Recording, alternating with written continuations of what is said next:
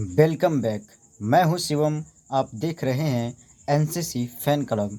दोस्तों, यदि आप मेरे यूट्यूब चैनल पर नए हैं तो लाइक, शेयर और सब्सक्राइब ज़रूर करें ताकि मैं जो भी आपके लिए वीडियो बनाऊं वो आपको बेल नोटिफिकेशन के रूप में मिल जाए और आप उसे देखकर अपनी नॉलेज को बढ़ा सकते हैं। दोस्तों, यदि लेक्चर अच्छा लगता है, वीडियो अच्छा लगता है तो आप अपने दोस्तों के पास शेयर ज़रूर करें और लाइक कमेंट भी करें। दोस्तों, हम आपके लिए क्लास 12 फिजिक्स का सीरीज चला रहे हैं जिसमें क्लास 12 फिजिक्स का हम चैप्टर नंबर 9 कर रहे हैं। चैप्टर नंबर 9 का नाम है किरण प्रकाशिकी एवं प्रकाशिकीय यंत्र, और इंग्लिश में बोले तो ray optics and optical instruments. दोस्तों, ये सीरीज न केवल आपके बोर्ड एग्जाम्स के लिए है बल्कि आईआईटी, जेईई, नीट और अदर कॉम्पिटिटिव एग्जाम्स जिसमें बहुत छोटे छोटे अंदर के क्वेश्चन पूछे जाते हैं, तो सारे टॉपिकों को कवर करते हुए हम लोग आगे बढ़ेंगे। तो दोस्तों, चलिए देर न करते हुए, यदि आप मेरा इसके पहले वाला लेक्चर नहीं देखे हैं तो मेरा यूट्यूब चैनल में जाकर एनसीसी फैन क्लब सर्च करें और वहां पर जाकर प्लेलिस्ट में जाएं, क्लास 12 फिजिक्स चैप्टर नंबर 9 में वहां पर पहले लेक्चर को देखें, फिर इस दूसरे लेक्चर को भी देखें और आप अपने नॉलेज को इम्प्रूव करें और मुझे फॉलो करने के लिए सब्सक्राइब ज़रूर करें। और कोई भी आपको परेशानी हो किसी भी टॉपिक में तो आप मुझे व्हाट्सअप कर सकते हैं। मेरा व्हाट्सअप नंबर है 7903550087। दोस्तों, आप पूरा वीडियो देखें, बने रहें हमसे। चलिए शुरू करते हैं। अब हम आज का टॉपिक, आज हम लोग पढ़ेंगे गोलीय दर्पण के बारे में। ठीक है, क्या है टॉपिक बाबू हमारा? गोलीय दर्पण, जिसे इंग्लिश में स्फेरिकल मिरर कहा जाता है। गोलीय दर्पण क्या होता है समझते हैं। तो गोलीय दर्पण उस खोखले गोले का एक भाग होता है जिसका एक भाग उठा हुआ और दूसरा भाग धंसा हुआ होता है, जिसमें से एक भाग को चांदी या पारा से पॉलिश कर दिया जाता है जिससे कि दूसरा भाग उसका चमकदार हो जाता है। तो इसे ही गोलीय दर्पण कहते हैं। समझते बाबू क्या है परिभाषा? देखिए, गोलीय दर्पण उस खोखले गोले का भाग होता है जिसका एक तल उभरा हुआ तथा दूसरा तल दबा हुआ होता है। इसके एक तल को चांदी या पारा से पॉलिश कर दिया जाता है जिससे दूसरा तल चमकदार हो जाता है। ठीक है, तो यही हमारा क्या कहलाता है? गोलीय दर्पण कहलाता है। ठीक है, देखिए कैसा होता है गोलीय दर्पण। मान लीजिए ये हमारा क्या है, एक खोखला गोला है। ठीक है, तो ये वाला भाग इतना अगर हमको गोलीय दर्पण बनाना है तो यहाँ से इसको हम कट कर लेंगे। तो देखिए, एक भाग ये क्या हो गया, उठा हुआ हो गया, और ये वाला भाग अंदर का भाग क्या है, ये अंदर की ओर धंसा हुआ है। ठीक है, ये भाग ऊपर की ओर उठा हुआ है, ये भाग अंदर की ओर धंसा हुआ है। इसमें से चाहे तो आप ऊपर के भाग को चांदी या पारा से पॉलिश कर सकते हैं, या बाहर की भाग को या तो अंदर की भाग, दोनों में से कोई एक भाग को आप क्या कर सकते हैं, पॉलिश कर सकते हैं। तो इस प्रकार से ये जो प्राप्त होगा आपको, इसी को बोलेंगे हम लोग गोलीय दर्पण। क्या कहेंगे? गोलीय दर्पण। चलिए दोस्तों, आगे बढ़ते हैं। समझते हैं गोलीय दर्पण के प्रकार के बारे में, है ना। ये तो गोलीय दर्पण से इम्पोर्टेंट जो टर्म है उसको। ठीक है, देखिए दोस्तों, गोलीय दर्पण हमारे पास दो प्रकार के होते हैं। एक होता है अवतल और एक होता है उत्तल। इसको हम लोग डिटेल में आगे पढ़ेंगे, आप लोग देखते रहिए। ठीक है, ध्यान से देखिए। देखिए बाबू, ये हमारा क्या है, ये है हमारा एक खोखला गोला। ठीक है, यहाँ से यहाँ पूरा ये भी क्या है, एक खोखला गोला। ठीक है, और हमने इतना कट किया है ये वाला भाग को। ठीक है, इतना सा, इसमें से इतना सा भाग को कट किया है। तो हमारा ये क्या है, यही जो हमने कट किया है इस खोखले गोलीय के भाग को, इसी को हम लोग कहते हैं गोलीय दर्पण। क्या कहते हैं? गोलीय दर्पण। अब हमने देखा यहाँ पर बाबू, एक में लिखा हुआ अवतल और एक जगह लिखा हुआ उत्तल। इसका मतलब क्या होता है? तो ये अवतल दर्पण में जो हमारा बाहर का भाग होता है वो उठा हुआ होता है और अंदर का भाग धंसा हुआ होता है। ठीक है, तो जो बाहर का भाग होता है, जिस गोलीय दर्पण के बाहर के भाग को, है ना, पॉलिश कर दिया जाता है इस प्रकार से, है ना। तो उसी को बोलते हैं बाबू हम लोग अवतल दर्पण। और जिस गोलीय दर्पण में अंदर के भाग को, किसका भाग को बाबू, अंदर के भाग को पॉलिश कर दिया जाता है तो उसको बोलते हैं उत्तल दर्पण। क्या कहते हैं, उत्तल दर्पण। चलिए दोस्तों अब हम लोग आगे बढ़ते हैं। समझते गोलीय दर्पण से संबंधित कुछ महत्वपूर्ण परिभाषाएं को। ठीक है, अभी बाबू हम लोगों ने उस पीछे वाला स्लाइड में देखा था गोलीय दर्पण के प्रकार, तो इसको हम लोग और डिटेल से पढ़ेंगे नेक्स्ट में। इससे पहले हम लोग कुछ देख लेते हैं महत्वपूर्ण परिभाषा। तब तक बने रहिए, हम डिटेल में बताएंगे कि अवतल दर्पण क्या होता है, उत्तल दर्पण क्या होता है, अवतल दर्पण को और किन नामों से जाना जाता है। ठीक है, तो आप लोग बने रहिए। उससे पहले हम लोग कुछ महत्वपूर्ण शब्द, महत्वपूर्ण कुछ टर्म जानते हैं, है ना, गोलीय दर्पण के बारे में कुछ इंपॉर्टेंट टर्म जानते हैं, कुछ महत्वपूर्ण शब्द जानते हैं। ठीक है, पहला है बाबू हमारा इसमें वक्रता केंद्र। ठीक है, वक्रता केंद्र जिसे इंग्लिश में सेंटर ऑफ कर्वेचर कहा जाता है। क्या कहा जाता है, सेंटर ऑफ कर्वेचर। समझते क्या होता है, तो जिस खोखले गोले का जो गोलीय दर्पण बनाया जाता है, उस खोखले गोले का जो केंद्र होता है उसे ही हम लोग बोलते हैं गोलीय दर्पण का वक्रता केंद्र। क्या कहते हैं बाबू, यानी कि गोलीय दर्पण जिस खोखले गोले का बनाया जाता है, गोलीय दर्पण जिस खोखले गोले का बनाया जाता है, उस खोखले गोले के केंद्र को ही हम लोग कहते हैं गोलीय दर्पण का वक्रता केंद्र। इंग्लिश में इसे सेंटर ऑफ कर्वेचर कहा जाता है और इसे सी से सूचित किया जाता है। किससे सूचित किया जाता है बाबू, सी से। देखिए यहाँ पर हमने लिख दिया शॉर्ट में वक्रता केंद्र, उस गोले का केंद्र जिसका गोलीय दर्पण एक भाग है वक्रता केंद्र कहलाता है। यानी कि जिस खोखले गोले का गोलीय दर्पण एक भाग है, उसी खोखले गोले का केंद्र ही हमारा गोलीय दर्पण के लिए वक्रता केंद्र का काम करता है, या उसे वक्रता केंद्र कहते हैं। जैसे देखिए यहाँ पर बाबू, ये हमारा क्या है, एक खोखला गोला है और यहाँ से यहाँ तक हमने काटा है ये वाला हिस्सा इतना सा, तो ये हमारा गोलीय दर्पण बन रहा है। क्या बन रहा है, गोलीय दर्पण बन रहा है इतना सा। तो देखिए यहाँ से इस खोखले गोले का ये जो है आपका पॉइंट दिख रहा है, यही हमारा क्या है, वक्रता केंद्र है। क्या है ये, वक्रता केंद्र है। ठीक है, इसमें देखें तो इसमें देखिए वक्रता केंद्र हमारा यहाँ पर है। कहाँ पर है, यहाँ पर है। तो ये हो गया हमारा वक्रता केंद्र। ठीक है, आगे बढ़ते हैं अब हम लोग। दूसरा इसमें सब इम्पोर्टेंट शब्द है बाबू, दूसरा इसमें इम्पोर्टेंट टर्म है वक्रता त्रिज्या। क्या है बाबू, वक्रता त्रिज्या। ठीक है, जिसे इंग्लिश में रेडियस ऑफ कर्वेचर कहा जाता है। क्या कहा जाता है, रेडियस ऑफ कर्वेचर। तो रेडियस ऑफ कर्वेचर क्या होता है, हम बोलते हैं गोलीय दर्पण जिस खोखले गोले का भाग है, उस खोखले गोले के त्रिज्या को ही गोलीय दर्पण का वक्रता त्रिज्या कहा जाता है। जैसे देखिए यहाँ पर बाबू, ये क्या है हमारा, यहाँ से यहाँ तक जो है ये हमारा ये जो खोखला गोला है इसका त्रिज्या है। क्या है, ये त्रिज्या है। और यहाँ से हमने इतना तक काट के ये हमने बनाया हुआ है, दर्पण बनाया हुआ है। ठीक है, गोलीय दर्पण बनाया हुआ है। तो ये वाला जो हिस्सा है यहाँ से यहाँ तक, ये वाला इसका, इस पूरे खोखले गोले का ये केंद्र, ये वक्रता केंद्र से ये जो यहाँ पर पॉइंट है ये वाला, इस पॉइंट के बीच का जो दूरी है वही हमारा क्या कहलाता है, वक्रता त्रिज्या कहलाता है। क्या कहलाता है, वक्रता त्रिज्या कहलाता है। ठीक है, यानी हम कह सकते हैं कि वक्रता त्रिज्या क्या है, तो आप कह सकते हैं कि उस गोले की त्रिज्या जिसका गोलीय दर्पण एक भाग है।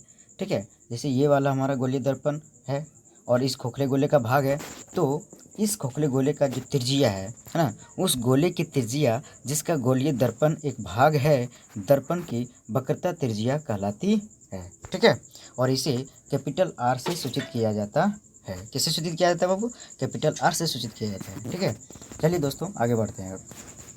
आपका नेक्स्ट परिभाषा है ध्रुव क्या होता है। तो ध्रुव को इंग्लिश में पोल कहा जाता है बाबू। क्या कहा जाता है, पोल। ठीक है, समझते हैं पोल क्या होता है।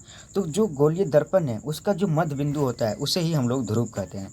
देखिए बाबू, गोलीय दर्पण का मध्य बिंदु दर्पण का ध्रुव कहलाता है। इसे पी से सूचित किया जाता है। किससे सूचित किया जाता है बाबू, पी से। देखिए यहाँ पर इसे किससे सूचित किया जाता है, पी से सूचित किया जाता है। ठीक है, इसे पी से सूचित किया जाता है। आगे बढ़ते हैं। नेक्स्ट है आपका मुख्य अक्ष क्या होता है ना, मुख्य अक्ष क्या होता है। तो मुख्य अक्ष को इंग्लिश में कहते हैं बाबू प्रिंसिपल एक्सिस। क्या कहते हैं, प्रिंसिपल एक्सिस। समझते हैं ये क्या होता है। देखिए, गोलीय दर्पण के ध्रुव। ठीक है, तो गोलीय दर्पण का हमारा ये क्या हो गया, ये ध्रुव हो गया। यहाँ पर देखिए बाबू ध्रुव हो गया। ठीक है, एवं वक्रता केंद्र, तो ये हमारा क्या हो गया, वक्रता केंद्र हो गया। को मिलाने वाली रेखा, तो मिला दो इसको, इस रेखा को, ठीक है। को मिलाने वाली रेखा गोलीय दर्पण की मुख्य अक्ष कहलाती है। क्या कहलाती है बाबू, मुख्य अक्ष कहलाती है। यानी कि गोलीय दर्पण का जो ध्रुव है और जो वक्रता केंद्र है उसको मिलाने वाली जो रेखा है उसे ही हम लोग कहते हैं मुख्य अक्ष। क्या कहते हैं, मुख्य अक्ष कहते हैं। चलिए दोस्तों आगे बढ़ते हैं। अब नेक्स्ट है आपका परिभाषा बाबू, दर्पण का द्वारक। देखिए बाबू, द्वारक यहाँ पर ऐसे लिखा हुआ है, आपको बुक में, किताबों में, कहीं कहीं और मैगजीन्स वगैरह में ऐसे लिखा हुआ मिल सकता है, तो आपको घबराना नहीं है। द्वारक ऐसे भी लिखा जाता है और ऐसे भी लिखा जाता है, ठीक है। तो दर्पण का द्वारक क्या होता है इसको समझते हैं। तो गोलीय दर्पण का जो दोनों छोर होते हैं उनको मिलाने वाली, ठीक है, उनको मिलाने वाली जो रेखा होती है उन दोनों के बीच का जो व्यास है उसे ही हम लोग कहते हैं दर्पण का द्वारक। क्या कहते हैं, द्वारक। देखिए बाबू, ये हमारा क्या है, गोलीय दर्पण है और एक छोर इसका ये है, एक छोर इसका ये है, ठीक है। यहाँ पर दूसरा छोर इसका यहाँ पर है, इसको जो मिला रही है रेखा इसे ही हम लोग बोलते हैं द्वारक। तो इसको कैसे परिभाषित करते हैं इसको समझते हैं। तो गोलीय दर्पण के दोनों छोरों के बीच, तो गोलीय दर्पण ये है हमारा, इसके दोनों छोर, एक छोर यहाँ एक छोर यहाँ के बीच का व्यास, तो यहाँ से यहाँ तक मिलाएं तो क्या हो गया, व्यास हो गया। तो गोलीय दर्पण के दोनों छोरों के बीच का व्यास दर्पण का द्वारक कहलाता है। क्या कहलाता है बाबू, द्वारक कहलाता है, ठीक है। आगे बढ़ते हैं। अब मुख्य फोकस क्या होता है ये समझते हैं। मुख्य फोकस क्या होता है इसको समझते हैं। मुख्य फोकस को इंग्लिश में कहते हैं बाबू प्रिंसिपल फोकस। क्या कहते हैं, प्रिंसिपल फोकस कहते हैं, इसको समझते हैं। देखिए क्या है, वक्रता केंद्र, तो वक्रता केंद्र हमारे यहाँ पर है, ठीक है। एवं ध्रुव, ध्रुव हमारे देखिए यहाँ पर है, ठीक है। कि मध्य बिंदु, तो ये देखो पहले इसको मिलाओ, इसका मध्य बिंदु ये वाला आ रहा है, ठीक है। तो वक्रता केंद्र एवं ध्रुव के मध्य बिंदु, तो मध्य बिंदु ये वाला है, को मुख्य फोकस कहते हैं। ये हमारा क्या हो गया, मुख्य फोकस हो गया। इसे एफ से सूचित किया जाता है, तो यहाँ हम क्या लिख सकते हैं, बड़ी एफ लिख सकते हैं। यही क्या हो गया हमारा, यानी कि ध्रुव और वक्रता केंद्र की मध्य बिंदु यानी ये वाला बिंदु है ना, को ही हम लोग क्या कहते हैं, मुख्य फोकस कहते हैं। इसे एफ से सूचित किया जाता है, किससे, बड़ी एफ से सूचित किया जाता है, ठीक है। चलिए दोस्तों आगे बढ़ते हैं। अब नेक्स्ट है हमारा फोकस दूरी। फोकस दूरी को इंग्लिश में कहते हैं बाबू फोकल लेंथ या फोकस लेंथ कहते हैं, ठीक है। फोकस दूरी को इंग्लिश में क्या कहते हैं, फोकल लेंथ या फोकस लेंथ कहते हैं, ठीक है। ये क्या होता है इसको समझते हैं। देखिए फोकस दूरी क्या होता है, तो ध्रुव, ठीक है, ये हमारा क्या है, ये ध्रुव है, ठीक है। ध्रुव तथा मुख्य फोकस, तो मुख्य फोकस हमारा यहाँ पर है, ये वाला पॉइंट है ना, ये वाला पॉइंट, ठीक है, ये हमारा हो गया मुख्य फोकस, ठीक है। तो ध्रुव तथा मुख्य फोकस के बीच, ये ध्रुव तथा मुख्य फोकस के बीच की दूरी, तो यहाँ से यहाँ तक जो दूरी है इसे ही हम लोग क्या कहते हैं, फोकस दूरी कहते हैं, ठीक है। ध्रुव तथा मुख्य फोकस के बीच की दूरी को है ना फोकस दूरी कहते हैं। इसे छोटी एफ से सूचित किया जाता है। किससे सूचित किया जाता है बाबू, छोटी एफ से, यानी छोटी एफ से सूचित किया जाता है, ठीक है। यानी कि मुख्य फोकस और ध्रुव के बीच की जो दूरी होती है उसे ही फोकस दूरी कहते हैं और इसे स्मॉल एफ से सूचित किया जाता है, ठीक है। चलिए दोस्तों आगे बढ़ते हैं। अब हम समझते हैं कि गोलीय दर्पण का कितना प्रकार होता है ना। तो गोलीय दर्पण के प्रकार यानी कि types of spherical mirror. Types of spherical mirror बाबू, गोलीय दर्पण दो प्रकार के होते हैं, एक होता है अवतल और दूसरा होता है उत्तल। यहाँ पर समझते हैं बाबू पहले हम लोग अवतल दर्पण के बारे में, ठीक है। तो अवतल दर्पण क्या होता है इसको समझते हैं। तो बाबू अवतल दर्पण का है ना, अवतल दर्पण का जो उठा हुआ भाग होता है ना, उसको पॉलिश करते हैं बाबू। क्या करते हैं, अवतल दर्पण का बाहरी भाग जो है वो उठा हुआ था, अवतल दर्पण का बाहरी भाग उठा हुआ होता है, देखिए इधर उठा हुआ है, ठीक है। अवतल दर्पण का बाहरी भाग उठा हुआ होता है और अवतल दर्पण का जो अंदर का भाग होता है वो धंसा हुआ होता है। देखिए यहाँ पर धंसा हुआ अंदर का भाग, बाहरी भाग ऊपर उठा हुआ है। तो वह गोलीय दर्पण, देखिए समझिए, वह गोलीय दर्पण, समझिए वह गोलीय दर्पण जिसका बाहरी भाग उभरा हुआ मतलब उठा हुआ, बाहरी भाग उभरा हुआ, ठीक है, उठा हुआ, तथा अंदर का भाग दबा हुआ, देखिए अंदर का भाग दबा हुआ, ठीक है, हो, जो कि परावर्तक तल होता है। क्या होता है, जो भाग अंदर की ओर दबा हुआ होता है वो क्या होता है, परावर्तक तल, यानी देखिए यहाँ पर सूचित किया हुआ है परावर्तक पृष्ठ लिखा हुआ है ना, परावर्तक तल होता है। अवतल दर्पण कहते हैं। क्या कहते हैं उसी को? अवतल दर्पण कहते हैं। यानी कि वह गोलीय दर्पण जिसका बाहरी भाग उठा हुआ और अंदर का भाग दबा हुआ होता है, और जो भाग दबा हुआ होता है वही परावर्तक पृष्ठ का काम करता है, क्योंकि जो भाग उठा हुआ है उसको पॉलिश कर दिया जाता है। देखिए यहाँ पर बाबू, पॉलिश कर दिया गया है। इसको क्या किया गया है? बाहरी भाग जो उठा हुआ है उसको पॉलिश कर दिया गया है, तो अंदर का भाग हमारा परावर्तक पृष्ठ हो जाता है। इसे ही हम लोग गोलीय दर्पण कहते हैं। यानी कोई पूछ दे कि ये अवतल दर्पण क्या होता है, तो आप बोल सकते हो वह गोलीय दर्पण जिसका बाहरी भाग उठा हुआ हो और अंदर का भाग धंसा हुआ हो और बाहरी भाग पॉलिश किया हुआ हो, तो अंदर का भाग हमारा परावर्तक तल का काम करता है। इसे ही हम लोग गोलीय दर्पण कहते हैं। क्या कहते हैं? गोलीय दर्पण कहते हैं। या तो आप ऐसे उसको बोल सकते हो, अगर परिभाषा लिखना है उसका तो आप इस प्रकार से बोल सकते हो, वह गोलीय दर्पण जिसका बाहरी भाग उभरा हुआ तथा अंदर का भाग दबा हुआ हो, जो कि परावर्तक तल होता है, अवतल दर्पण कहलाता है। अब समझते हैं अवतल दर्पण का दूसरा नाम क्या है। तो बाबू, अवतल दर्पण को अभिसारी दर्पण के नाम से भी जाना जाता है, जिसे इंग्लिश में कन्वर्जिंग मिरर कहते हैं। क्या कहते हैं? कन्वर्जिंग मिरर कहते हैं। चलिए दोस्तों, आगे बढ़ते हैं। उत्तल दर्पण दूसरा प्रकार क्या है गोलीय दर्पण का? उत्तल दर्पण। क्या है? उत्तल दर्पण। उत्तल दर्पण को इंग्लिश में कॉन्वेक्स मिरर कहते हैं। क्या कहते हैं? Convex mirror. ये क्या होता है, इसको समझते हैं हम।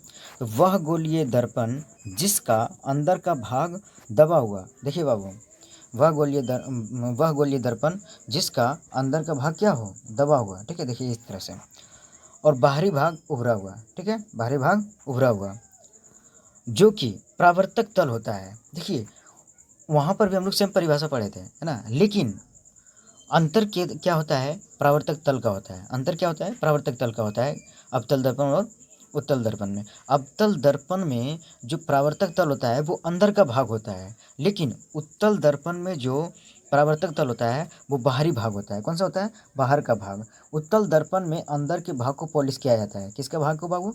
उत्तल दर्पण में अंदर के भाग को पॉलिश कर दिया जाता है, तो बाहरी भाग जो है हमारा वो परावर्तक पृष्ठ का काम करता है। किसका काम करता है? परावर्तक पृष्ठ का काम करता है। यही अंतर है अवतल और उत्तल में। तो क्या हुआ बाबू? वह गोलीय दर्पण जिसका अंदर का भाग क्या हो? दबा हुआ हो और बाहरी भाग उभरा हुआ हो, ऊपर उठा हुआ हो, जो कि परावर्तक तल होता है। क्या होता है? परावर्तक तल। यानी उत्तल दर्पण में जो बाहरी वाला भाग होगा उठा हुआ, वही परावर्तक तल का काम करेगा, और अंदर वाला भाग को हम लोग पॉलिश कर देते हैं। उसे ही हम लोग बोलते हैं उत्तल दर्पण। क्या कहते हैं? उत्तल दर्पण कहते हैं। देखिए क्या है परिभाषा, एक बार और गौर से देख लीजिए। वह गोलीय दर्पण जिसका अंदर का भाग दबा हुआ एवं बाहरी भाग उठा हुआ और वही बाहरी भाग परावर्तक तल होता है, उसे ही उत्तल दर्पण कहते हैं।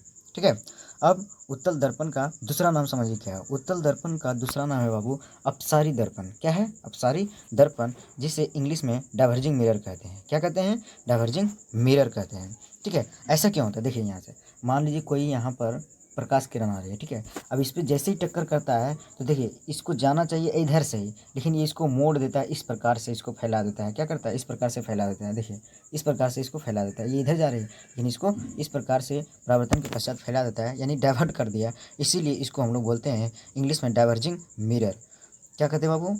उत्तल दर्पण को इंग्लिश में कॉन्वेक्स मिरर कहते हैं, और उत्तल दर्पण का दूसरा नाम है अपसारी दर्पण, और अपसारी दर्पण को इंग्लिश में कहते हैं डाइवर्जिंग मिरर। क्या कहते हैं? डाइवर्जिंग मिरर, क्योंकि ये जो है प्रकाश की किरण इस पर जब पड़ती है उत्तल दर्पण पर, तो अपवर्तन के पश्चात इसे डाइवर्ट कर देता है, इसलिए इसको कहते हैं अपसारी दर्पण या डाइवर्जिंग मिरर कहते हैं। तो दोस्तों, हमने आज आपको गोलीय दर्पण क्या होता है, ठीक है, गोलीय दर्पण कितने प्रकार के होते हैं, उससे संबंधित कुछ महत्वपूर्ण परिभाषाएं, जैसे वक्रता केंद्र क्या होता है, वक्रता त्रिज्या क्या होता है, ध्रुव क्या होता है, मुख्य फोकस क्या होता है, है ना। इन सभी चीज़ों के बारे में हम लोगों ने डिटेल से देखा। ठीक है, अब हम लोग इसके आगे नेक्स्ट क्लास में पढ़ेंगे हम लोग बाबू नेक्स्ट क्लास में कि कैसे हम लोग गोलीय दर्पण को पढ़ते हुए कैसे हम लोग चिन्ह परिपाटी का यूज करते हैं, कि कब जो है सो वस्तु को या तो इमेज को, या फिर वस्तु को, या तो प्रतिबिंब को, या फिर वक्रता त्रिज्या को, या तो मुख्य फोकस दूरी को कैसे हम लोग प्लस या माइनस में लेंगे। तो इसके बारे में हम लोग डिटेल से पढ़ेंगे।